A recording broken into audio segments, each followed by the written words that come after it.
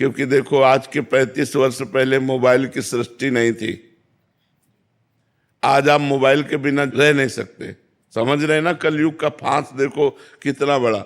आज के 35 वर्ष पहले मोबाइल नहीं था और सब आराम से जी रहे थे, सब काम चल रहा था। अब हर एक के पास मोबाइल है, बच्चे से लेकर जवान तक, रिक्शा वाले से लेकर के सबके पास है। अब मोबाइल एक जीवन का अंग बन गया है। कलयुग का कैसा प्रभाव कि हम हर समय बहिर्मुख बने रहे। अब आगे पता नहीं और कौन सा हाल आएगा कि हम भजन कर पाएंगे कि नहीं कर पाएंगे। बहुत खतरनाक है। दृश्यों से बचने के लिए, संसार से बचने के लिए माई बाप परिवार सबको छोड़कर हम भगवान के मार्ग में आए और मोबाइल हजारों से संबंध जोड़ देता है। अब वो नंबर है, अब हमें जरूरत है, कोई समस्या आई तो हमें भगवान से बात करनी चाहिए, लेकिन हम भगवान को भूल गए।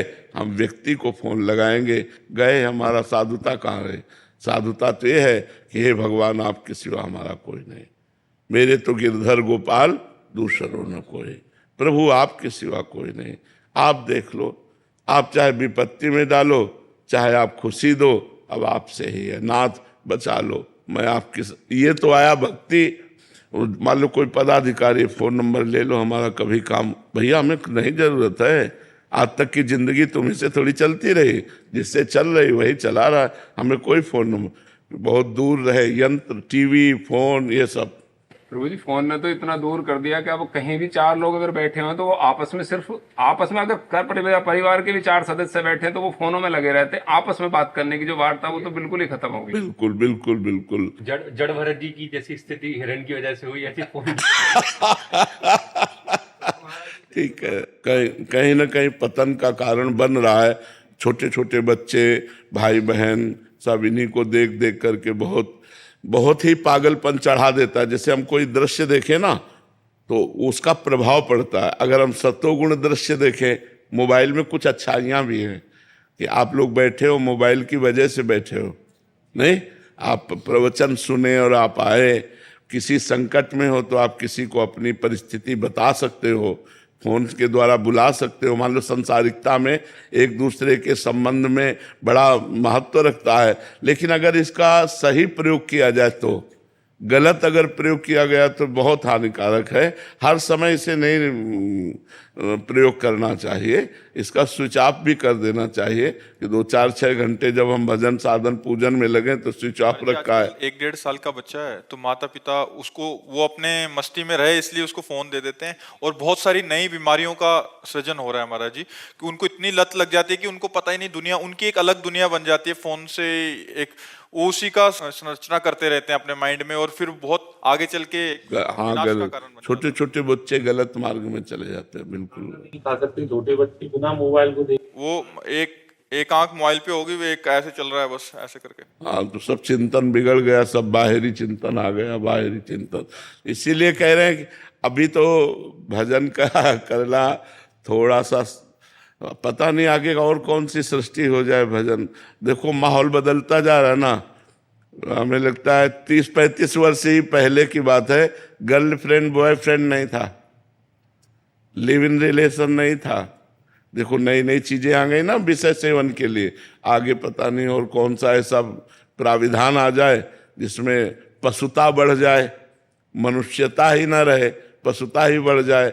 कैसे भजन होगा? भजन और भोग एक साथ नहीं होते महाराज जी। सिंगल फैमिली में थोड़ी परेशानी आ जाती है, जैसे मिसेज है और फोन, बच्चे, एक छोटी बच्ची है उसको दिखाने के लिए फोन देख मजबूरी पड़ जाती है। अकेले मैं अपनी ड्यूटी पे चला जाता हूँ। लेकिन 35 साल पहले की वो क्या था, बच्चे नहीं थे क्या? ज्वाइंट फैमिली हुआ कर? नहीं भाई, ऐसा नहीं कि 35 साल सब ज्वाइंट फैमिली, लोग देश विदेश भी जाते थे, लोग कार्य भी कर, ऐसा थोड़ी कि 35 साल से ही कार्य का विकास हुआ है, ऐसा नहीं है। पहले भी था। तो धायमा रखी जाती थी।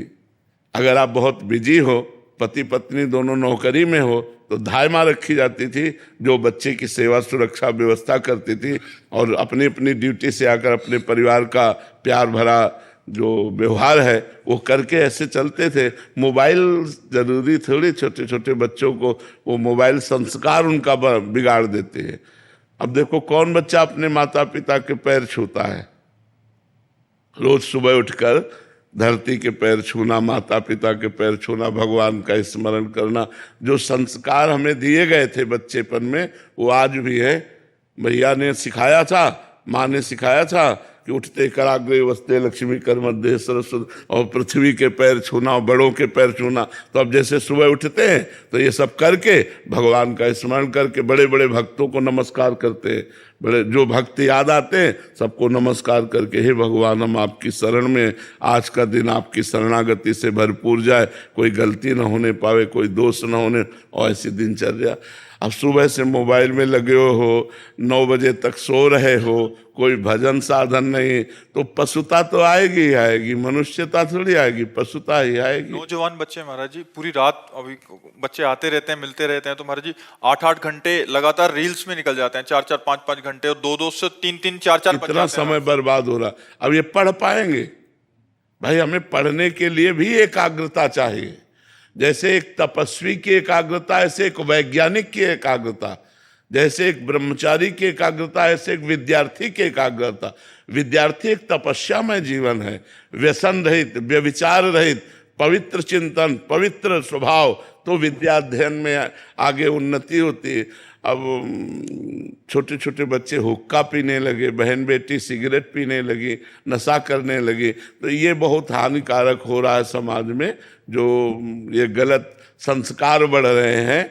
तो हमें लगता है इसी जन्म में भजन कर ले